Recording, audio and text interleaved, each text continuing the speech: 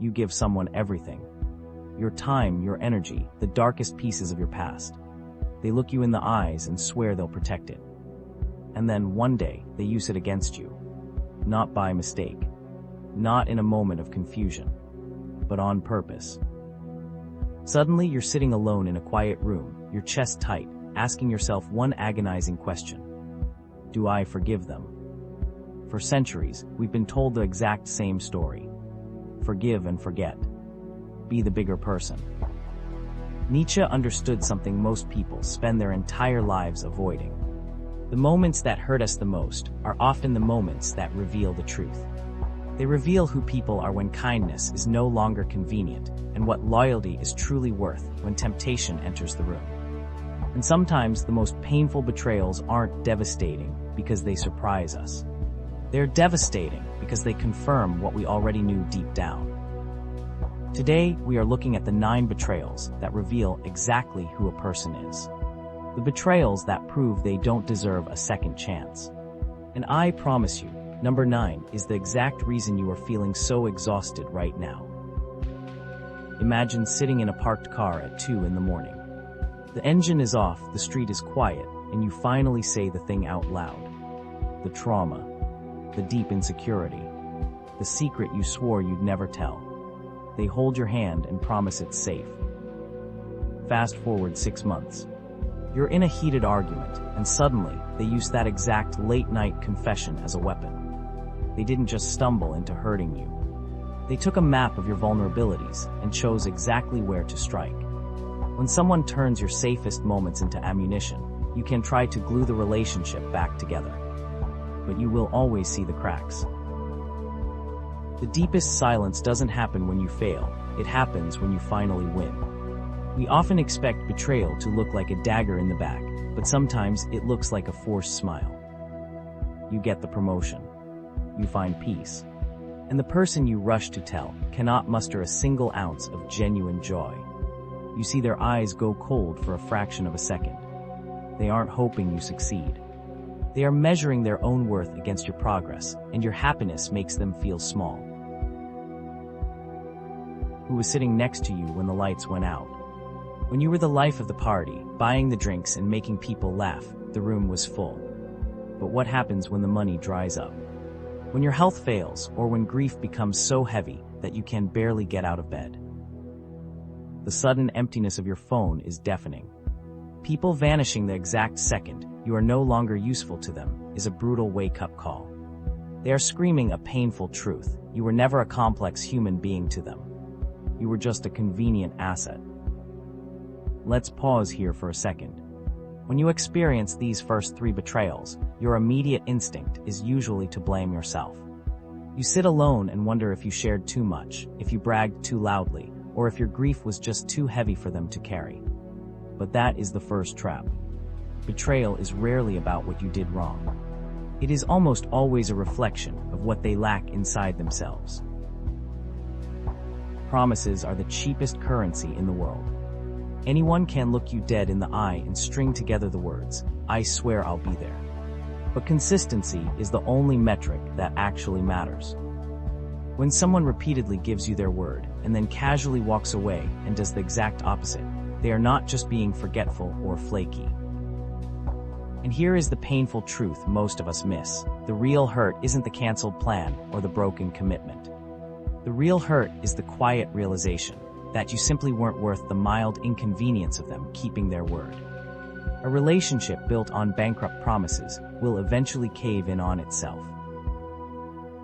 You are standing in a room, holding the physical proof of their lie. Your heart is racing, you confront them with the facts, and yet, an hour later, you are the one crying and apologizing. How did that happen? This is the invisible, suffocating betrayal of emotional manipulation. They don't just deny reality. They actively rewrite it. Because the ultimate goal of manipulation isn't just to win an argument. It's to exhaust you. To make you so tired of defending your own memory of events that you simply give up your right to be angry. They chip away at your sanity, playing the victim until you doubt yourself. This isn't a misunderstanding. It is calculated, designed to turn a partner into a puppet. intimacy requires a profound level of surrender. You are essentially handing someone the power to completely destroy you and trusting them not to use it. When that deep trust is met with infidelity or deceit, the betrayal infects everything. It reaches back in time and taints every shared memory. You find yourself awake at 3 a.m, staring at the ceiling, agonizing over what was real and what was merely a performance.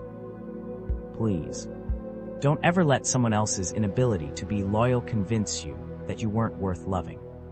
There is a distinct shift that happens inside of you after this kind of heartbreak. The world suddenly feels like a much more dangerous place.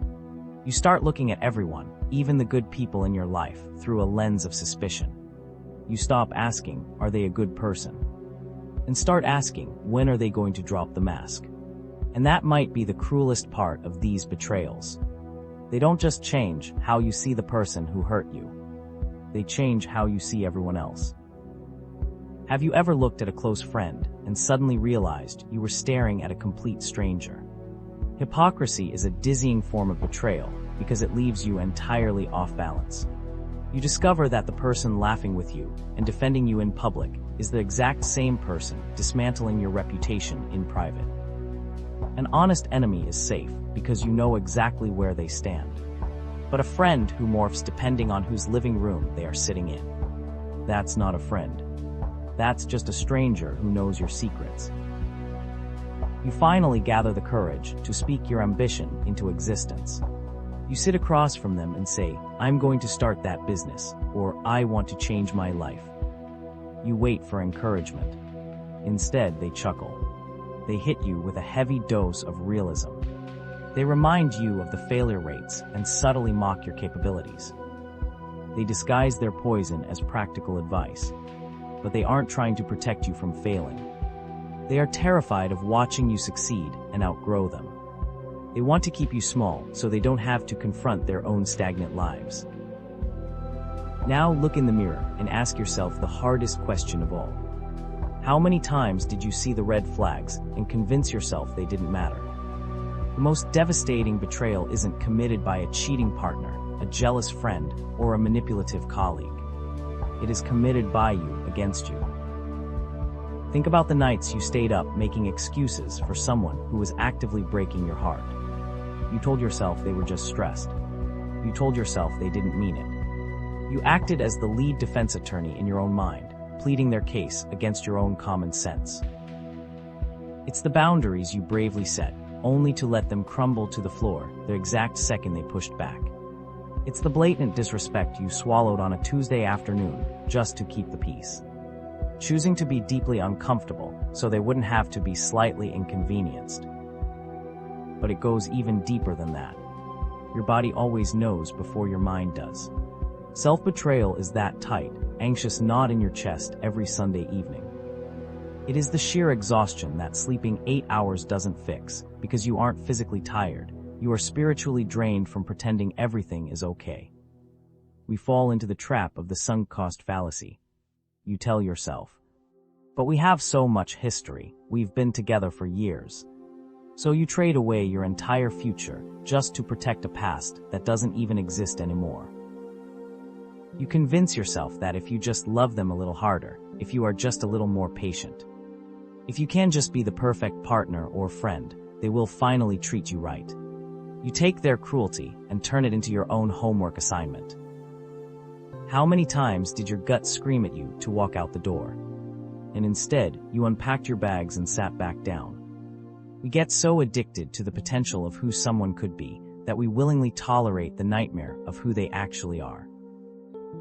Every time you ignore your intuition, every time you stay a year too long, and every time you make yourself small to fit into someone else's broken world, you betray the exact person you were meant to become.